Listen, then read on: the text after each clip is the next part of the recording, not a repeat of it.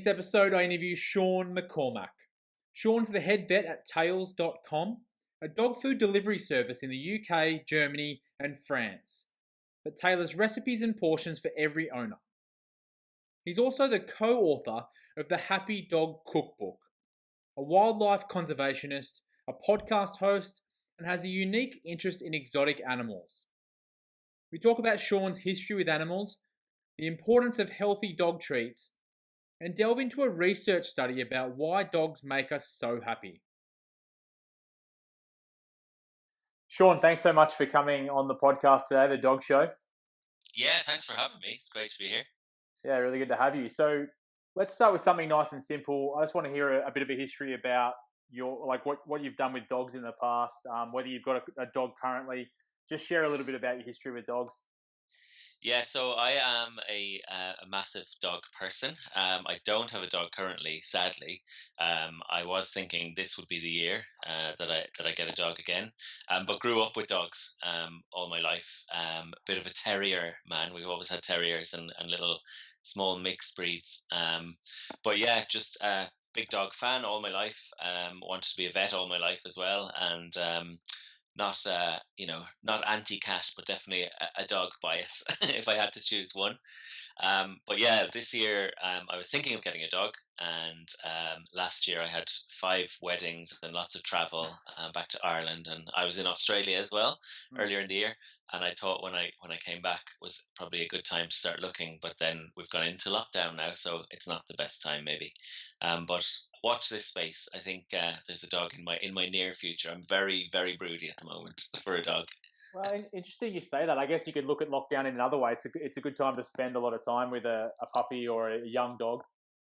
Yeah, it is. I mean, I keep saying, I get asked this question a lot, at the moment, is it a good time to get a puppy and that? I think if you weren't already like seriously considering it and prepared for one, it's probably not the best time to make that decision now just because we've got this time at home, because there can be problems on the other side, when life does go back to normal.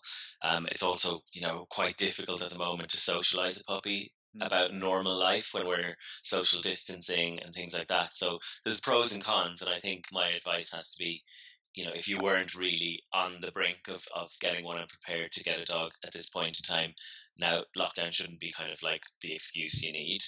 Yeah, fair enough. I guess that's probably a good rationale in general anyway. A lot of people rush into getting dogs and they don't realize how big a responsibility it is. Yeah, absolutely. Like we're saying, dogs are for life, not just for lockdown. Yeah, that's a good saying. Yeah, yeah. I haven't heard that one yet, but I'll be using it now. Yeah, have you got a dog yourself, Will? I do. Yeah, I have a French bulldog. Oh yeah, we spoke about this the other week. Yeah. Yeah. Good stuff. Keeps you on your toes. Yeah. She does. She's probably enjoying lockdown. She's got a lot more stimulation. But she's 4 years old now, so she's kind of been through the whole journey of us being away from her and all that kind of stuff. So yeah, she's grown out of her most of her annoying puppy habits, has she? Not really, no. No, Frenchies kind of retain that quite a while, don't they? Yeah, we're waiting they for don't it. Slow down until they're 10. Yeah, we're waiting for it to move beyond the puppy stage, but it doesn't seem to be happening. So anyway, my last dog was a bit of a permanent puppy, not the brightest dog. A bit frustrating at times, but she was a little sweetie. What is it about terriers that you like? Is there something about the breed that's unique or interesting that you haven't, like most people don't know about, or? Yeah, good question. I think people tend to gravitate towards the dogs they first had or that they grew up around. So it was just my dad's decision. My eldest sister was afraid of dogs as a child. That rubbed off my mum a little bit, and I think it was just circumstance that one of my dad's colleagues' family had a terrier that got into a little dalliance with one of the village dogs, let's say, and had an accidental litter, and then my dad just brought one home. So we just grew up with terriers, and then I brought another one into the home later on, and I guess I warmed to them, and then you become, I think, a bit biased towards the type of dog you grew up around. I just love their energy. I think they're a good all rounder. I like their size as well. I think it's quite easy to have a small dog. They're definitely more portable, and people warm to them and people will kind of look after them for you if you're going away and things, maybe more so than a bigger dog. But I just like terriers have like all the kind of pros of a small dog, but they're still feisty and they're fun and they're stubborn and they're like, have their own little minds and they're quite mischievous as well. So that's what I like about them. I've heard in the past that like Jack Russell Terriers, for example, have a tendency to run away more than other dogs. Is that an urban myth, or is that true? Or I wouldn't say run away more. I think they're definitely a bit harder to train because terriers are quite like willful and strong-minded. Some would say stubborn. So you just need to understand them a bit. And I think I think they're definitely not a beginner's dog. They are quite challenging, I think, to train and to have well. So some people might struggle with kind of training them for recall and keeping their attention and things. They're into everything and they're quite strong-willed. okay, do they have Yeah. any like unique health issues? That As a group, they're kind of they have less kind of predisposed health conditions. They tend to be one of the groups of dogs that are maybe um, more close to the time when we bred them purely for function and they needed to work and they needed to be healthy and strong and really thrive at doing what they do best. So they're not too far removed from the kind of old working lines that, if they did have health problems, they wouldn't really be bred from. Some of the other groups, kind of like toy dogs and utility breeds and things like that, that kind of have come a long way from their original function and are more, the population is more bred now for kind of appearance in the show ring and things like that. Those are the kind of breeds maybe where we've gone a bit too far towards appearance over function or health. So I think that one of the good things that I like about terriers is they are still very much fit for function and quite a healthy group when we talk about kind of genetic health problems. yeah, Yeah. that's good. Okay, so I saw a stat recently actually that if I had to choose a pedigree breed, I'm a big fan of crossbreeds, but if I had to choose a pedigree, it'd probably be a border terrier. And I saw a stat that actually border terriers were the most popular breed of dog with vets in the UK. And one of the reasons was they're not prone to too many health problems. Yeah, well, I guess you're exposed to all those different things that the average dog owner or new dog owner wouldn't know about. So you can make a more educated decision. Yeah. Yeah, exactly, and it is frustrating sometimes to see, a family coming in with their brand new puppy, and it's of a breed that you're kind of cynically, but through experience, kind of thinking, oh, this dog's going to have these problems, and you're just listing them off. We do have an issue with kind of pedigree dog health. Yeah, it's another topic for another day, I think. Yeah, I think so. I mean, it's interesting though. As a French bulldog owner, I think you walk into the vet and I don't know whether it's just in my head, but it looks like they've got the dollar signs in their eyes already when you're walking in. Like, yeah, I hate to hear that because vets don't get into it for the money. Let me tell you that. Yeah. You'd hope not. Yeah. Although the bill, seems high to provide medical care to your pet, vets get into it for the love of dogs, love of animals, really. So I think what most vets are thinking when we see, some kind of brachycephalic dogs coming in or other breeds that have inherent health issues related to how they're bred is, oh, I really hope this one's going to be okay. Rather than, we don't want to see a dog coming back, 20 times a year for issues that could have been prevented with better breeding. So I hope you've got a healthy one. Yeah, well, sometimes. She's cost you a few dollars over the years, has she? She has, yeah. She has Yeah. her main issues are allergy related, so she has which initially I thought, allergies might be an isolated kind of thing which cause one set of symptoms, but it turns out allergies can cause so many different types of symptoms, which lots, yeah. Does she have digestive issues or skin issues or both? Both. Yeah. Both. Yeah. So she's on. We cook her food, so it's a really strict diet, which we've got under control now. She doesn't really have any digestive issues anymore. Good. She can't have any extras or anything though. As soon as she has something which is off the main diet, then it's no good. Gets a bit whiffy, does it? Yeah, that's probably the best of it. Oh no. Yeah, but the skin allergies I think are more related to the environment, which are much harder to look after. Like pollens and things like that, is it in the environment? Yeah. Does it flare up in the summertime? Yeah, usually change of season. So Season. at the moment it's quite bad because we're going into summer. Going into winter from summer. Um, Okay. so there's yeah, yeah, but we've got drugs to kind of manage it, and we've got processes in place for like cleaning regularly and all this kind of stuff. But yeah, I mean it's a lot of work because I like anyone I talk to, I just think you've got to be aware of these things. But obviously once you love a dog, then you'll do anything for them, right? So. Totally, yeah, yeah, and I think it's those are the kind of invisible things that you don't necessarily think about. So, like, Mm. bulldogs are quite prone to kind of immune disorders and allergies and things like that as well. But what everyone thinks about when they're getting a bulldog and thinking about health is, breathing Mm. and eyes and skin rolls and things like that. But internal problems as well, yeah. And I think people just aren't prepared for. They might, you read if you're researching a dog breed and you're thinking like I'm set on this or I'm set on that, you'll read lots and lots of information and kind of like the health issues are mentioned Mm. where you're reading, but you kind of don't take on board naturally like this is a very real risk or this is something that we're probably going to face and what the consequences are until you're in it really. Yeah, it's hard to know. I mean, I guess everyone's probably susceptible to getting, blinders on at some point when they want to do something, right? So, Yeah, yeah. I'll get one anyway. It'll be fine. I'll yeah. get pet insurance. Well, that's one thing. Yeah. That's one thing I would absolutely recommend. So we chose not to get pet insurance at the beginning, and then once you have any pre-existing conditions, you're not covered. So, Yeah, yeah. yeah, I'm a big fan. Unless you can put away like a similar amount into your own little, dog pot, Mm. in case something happens. I think it's just a good policy to try and get good insurance cover. You just never know when something's going to go wrong. And then, as you say, if it's pre-existing, you're not going to be covered in future. So Mm. Okay, let's go down a different path. This is something I'm really interested yeah, to ask you about. I understand you've got an interest in exotic animals. Now, a French bulldog's not an exotic animal, obviously, um, but this. Funnily enough, I didn't really think of the term exotic animal a lot until more recently when I was watching Tiger King on Netflix, and there's oh yeah.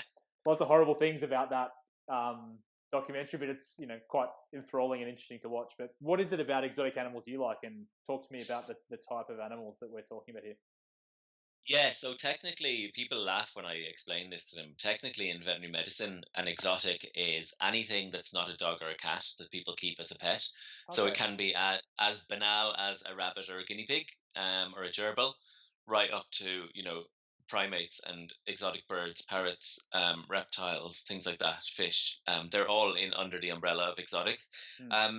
For me, I think like before I was ever kind of destined to be a vet, I was a total nature nerd, like wildlife geek. I was always interested in bugs and turning over stones and kind of looking at frogs in ponds and stuff like that. So anything that kind of like crept or kind of slimed or had scales or things like that really fascinated me. So I Hmm. was quite interested in the little things like reptiles and amphibians in particular, birds as well. So then when I became a vet, I just realized during my studies actually that I had a lot more knowledge about a broader range of animals than just our domestic pets. I did an animal science degree before my veterinary degree, so I did veterinary as a graduate. And yeah, I just realized actually the veterinary training in itself and the kind of average vet student didn't really know as much as I did about those things like reptiles, amphibians, birds, exotic mammals, and stuff. So I kind of tailored the final stages of my studies towards zoo and wildlife medicine. I did a few elective modules on that. And then in my first practice after graduation, I was very lucky to get into a practice which had 5 zoo or wildlife collections on their books. And we also saw a lot of wildlife for kind of rehabilitation and wildlife medicine. So I just started with a very, very broad base of like lots and lots of different species. And I was very lucky to work with amazing species like elephants and Oh wow. kind of some big cats, quite exotic birds and reptiles as well. And then in kind of my kind of subsequent clinical career, set up an exotic service in some kind of traditional neighborhood practices where I saw mainly reptiles and birds alongside the kind of dogs, cats, rabbits side. So I love the diversity of it, and I love as well being like a true biologist at heart. Hmm. I just love the kind of the evolutionary kind of characteristics of all these different groups and how they're adapted to their environment and things like that. Um, and how, it's quite an art and a skill to be able to keep and breed these animals well. Mm. But I think over my journey of kind of like the 6 years I was in clinical practice, I started to get a little bit jaded in a way about actually some of these species that people are keeping as pets in captivity either are not suited to be in captivity, or you really, really need to know your stuff to be able to keep them well. And I don't really agree that like anyone can just go out and buy some of these animals for a hobby. I think there's big problems in that, because ultimately, if you don't know your stuff, or you haven't done your research, or you're skimping on their care, the animal suffers in the end. So it's a contentious topic. I think certain animals, like keep kids keeping a corn snake or a leopard gecko as a pet, for 15, 20 years, brilliant pet, easy to keep, you know fascinating animal, and their needs can be met in captivity. But things like, very sociable parrots being kept in a small cage in someone's living room, or don't get me started on the exotics cat thing, in the States. That's just ludicrous that that's allowed to go on. Actually, when I was in Australia earlier this year, it really struck me just seeing cockatoos flying around in, family groups or social groups. And then, from my perspective as a vet, dealing with kind of avian medicine, seeing the same species on its own in a cage with a human family didn't sit very comfortably with me. Yeah, I guess I take that for granted. I'm so used to seeing cockatoos in herds all the time. Well, not herds. What are they called? Free, right?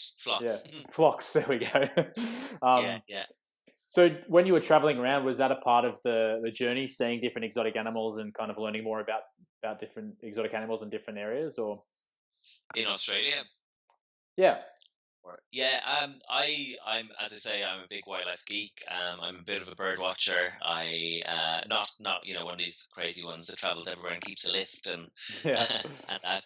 But I'm interested in nature. So whenever I'm on holiday, I try and get out into the wilderness and explore, and get my camera and take some snaps and get my mind off the stresses of daily life and work life.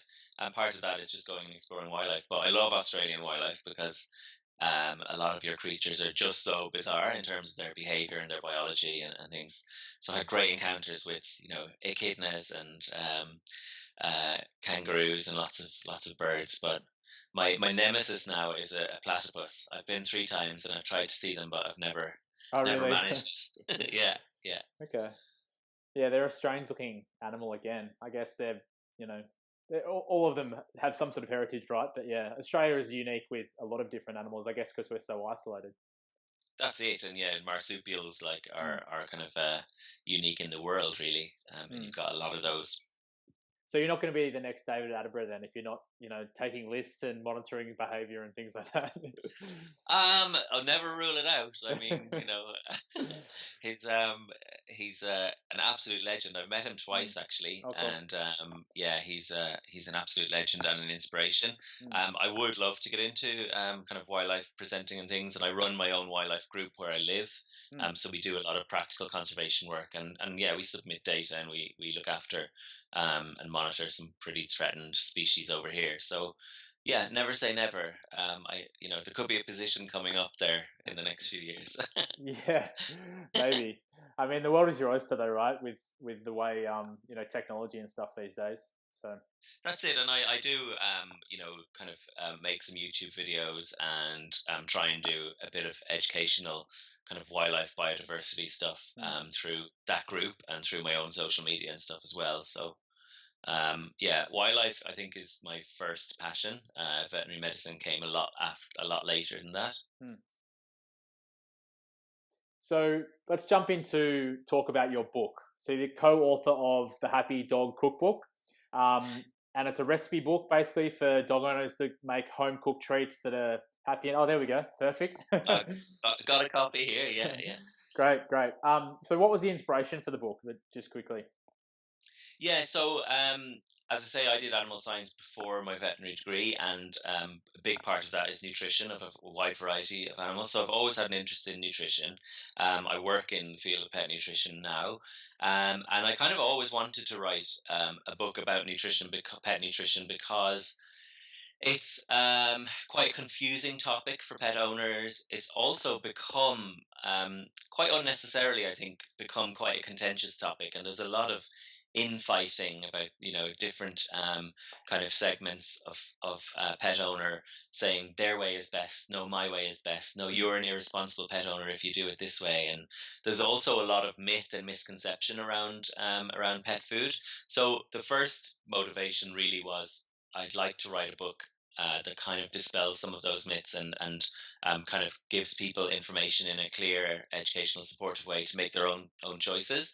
I realized quite early on that actually that's a really impossible task, or it would be a book, this thick and would be quite dry and boring. So instead, kind of had the idea of why don't I do a recipe book, which is fun and is about using, fresh, wholesome, healthy, good ingredients to treat our dogs in a way that's nutritious and simple and fun as well for all the family to kind of get involved.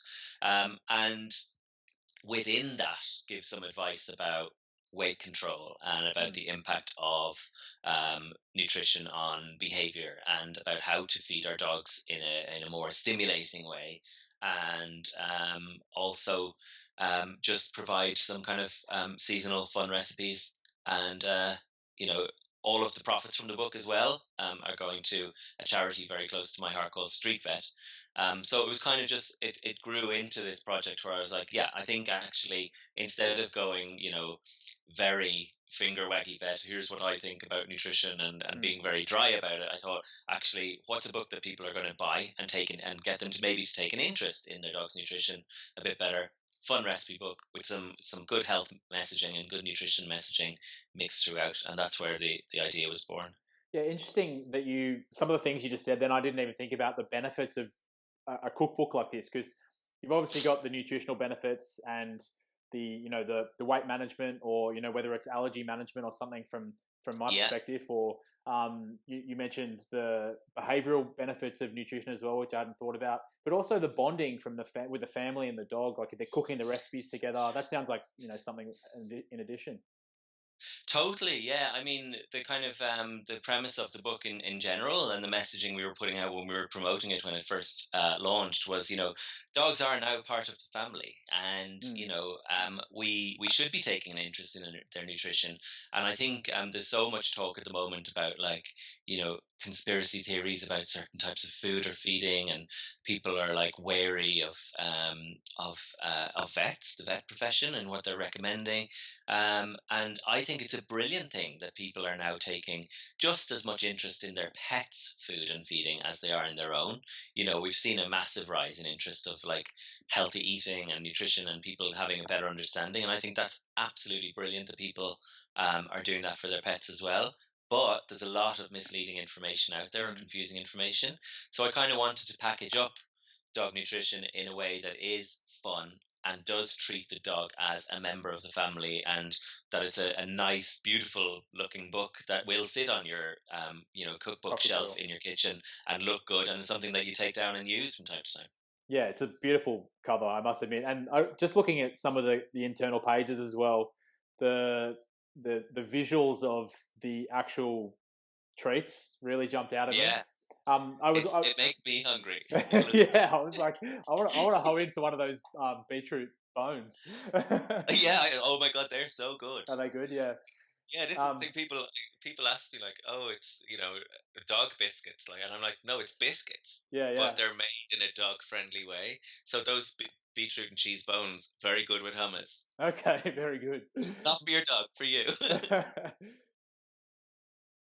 Yeah. So, do you have any favorite recipes that are in the book? I know there's like we mentioned those bones, but there was like hot cross buns and a bunch of other interesting things in there. Yeah, so what I've done, I'm a big foodie as well. Like I love Mm. cooking, and that's kind of obviously it was an easy book to write for me because I just love food and cooking. But what I've done is I've taken you know human style food. So hot cross buns is a good example. There's a lot of things in hot cross buns that are not good for dogs, Mm. and it's just giving a twist on certain kind of things that we might bake or cook or prepare for ourselves as a treat, but in a dog friendly way. And interesting, you should ask that. What's my favorite recipe? Favorite one is It's divided seasonally, so it's one of the autumn ones, which is orchard fruit flapjacks.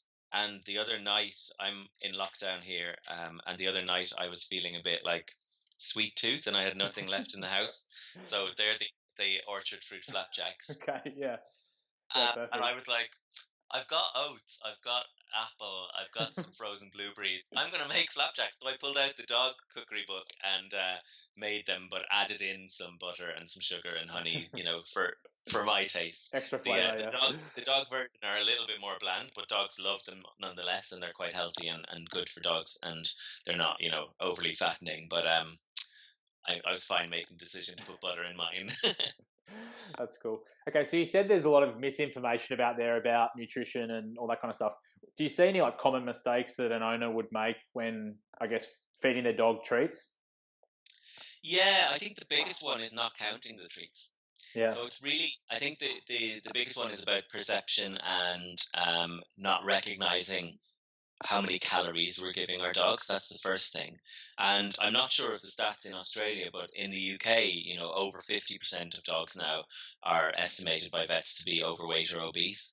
So pet obesity is a massive problem. Mm. And I think one of the main issues with that, and again, one of the reasons I wanted to write the book about like how to treat in a healthy way and how to treat in a holistic way, taking into account all of your dog's kind of diet and exercise and body condition, is that we just kind of forget that, if we have a dog, your dog is what, like 10, 12 kilos maybe?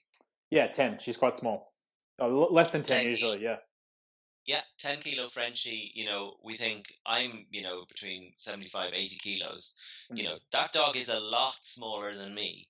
So if I'm giving her, a couple of gravy bones or, some tidbits off my plate that I haven't finished, or, I'm having a biscuit with my cup of tea and I decide just be a little naughty and give her one, the magnitude of that little package of food for her and her daily calorie intake is much bigger than what it would be for us. So, I can overindulge at the weekend and have, a couple too many pints in a beer garden. Happy to get back to those days. But, or I can have a chocolate bar, I can have something and I can kind of go, I need to kind of tone it down a little bit next week because getting a little bit of a gut here. But the magnitude of calories in a pint of beer or a chocolate bar for us is like you can adapt your daily diet. Dogs don't choose how many calories they're given each day. We do, and I think it's innate in our dogs to eat when there's food around and to consume calories because instinct says we don't know where our next meal is coming from.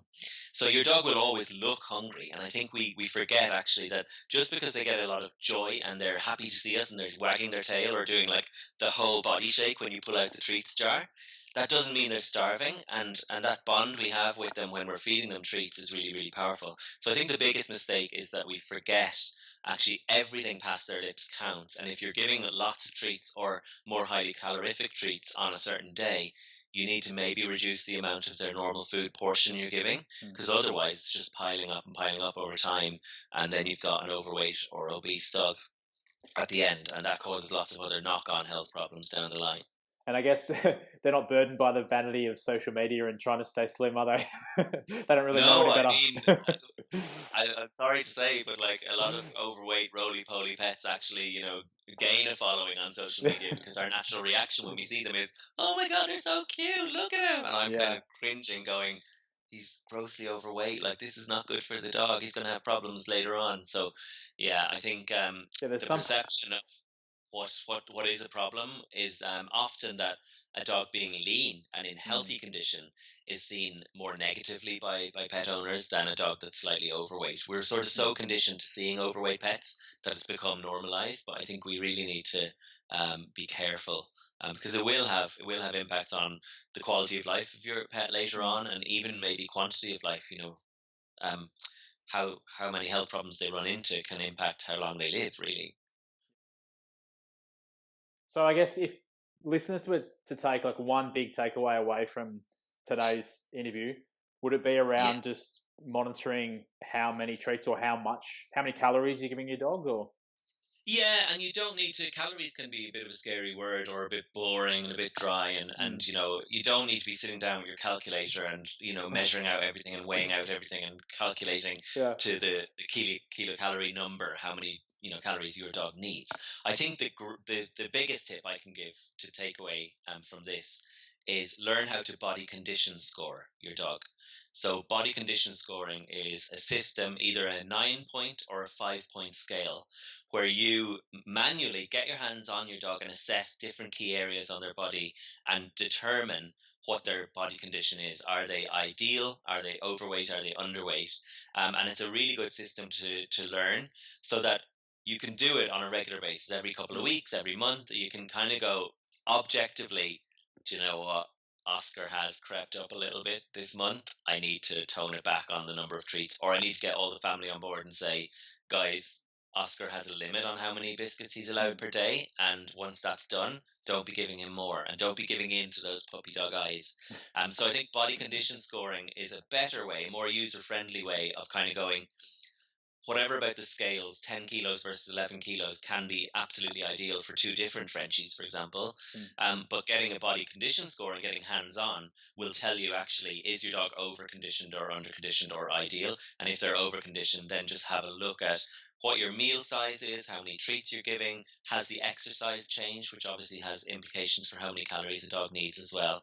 It's just a really, really handy tool to use. And I do a chart in the Happy Dog Cookbook as well, which kind of explains in detail how to carry out a body condition score assessment. And I think that's the best tool to use to kind of regulate how much you're feeding your dog in calories, rather than sitting down with a calculator and doing it in a really boring mathematical way.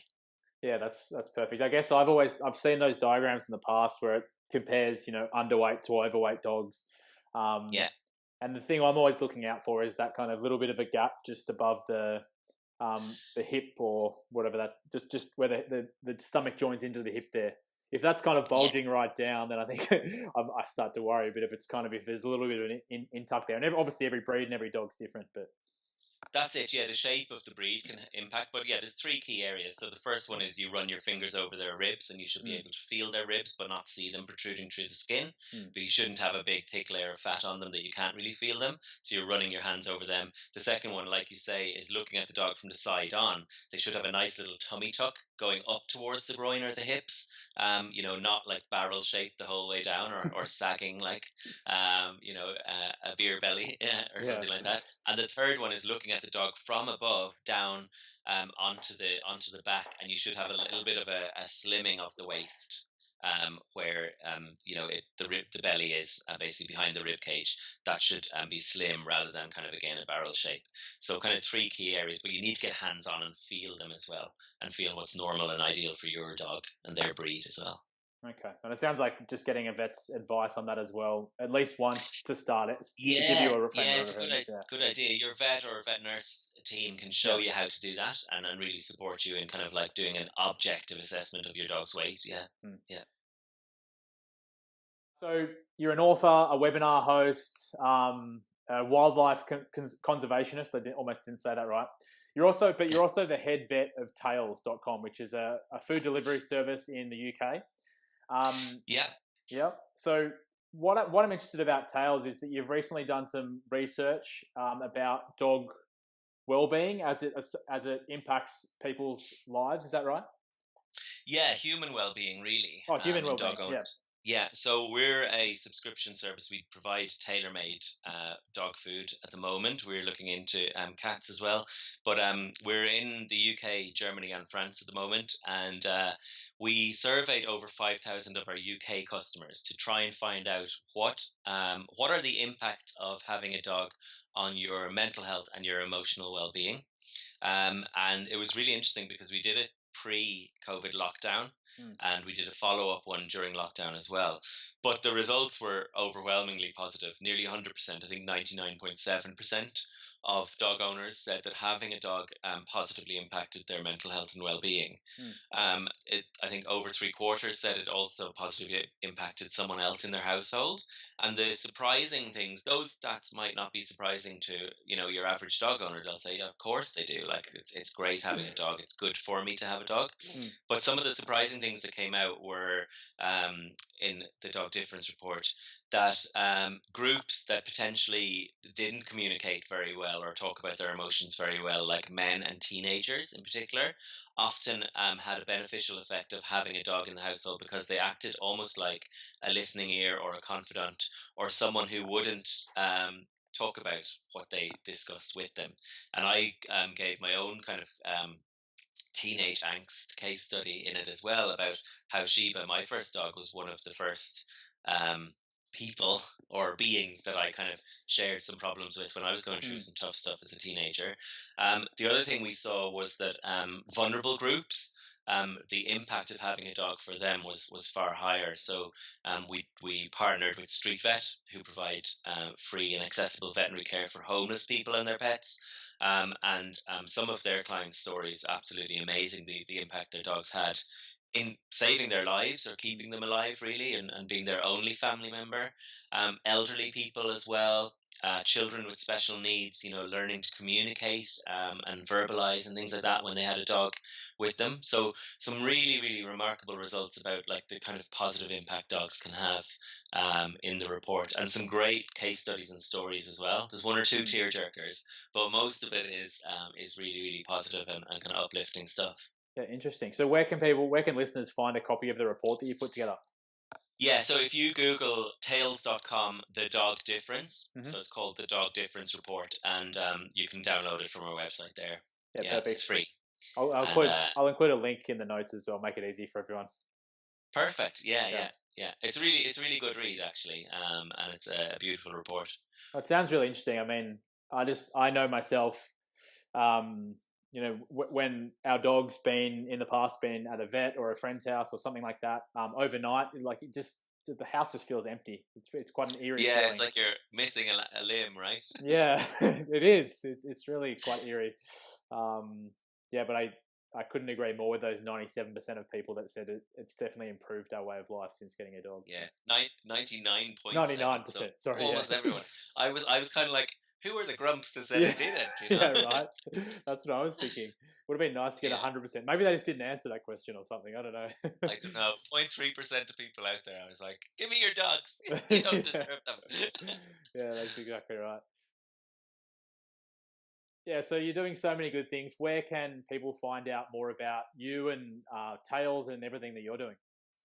Yeah, so tails.com, it does what it says on the tin. So just go to tails.com and you can have a look at what we do. YouTube as well, tails.com has quite a few good videos on there. I have my own website coming, which is kind of like some vet stuff and some conservation and presenting stuff coming, which is drshawnmccormack.com. It's not live yet. But probably the best place to keep up with what I'm doing is my own social media. So Twitter and Instagram, I'm at thatvetshawn, SEAN. Perfect. So Twitter, tails.com, your website when it comes out, and Instagram as well. Instagram and the Dog Difference Report. Loads of things going on. And YouTube as well. And Ealing Wildlife Group is the local group that I set up. Quite a few videos on YouTube for Ealing Wildlife Group as well. Perfect. Well, thank you so much for today's call, Sean. I really had a great time myself, and I learned a huge amount, so hopefully the viewers did as well. Yeah, cool. Thank you very much for having me on. And if anyone does want to buy the Happy Dog Cookbook, it's available online. It's quite cheap now because it's been marked down, but all of the profits go to Street Vet, which is a really wonderful cause. Perfect. So there's another link we'll include to the Amazon page where everyone can buy that. Is that cool? Perfect. Yeah, great. All good. Well, thanks a lot, Will. You too. Thank you very much.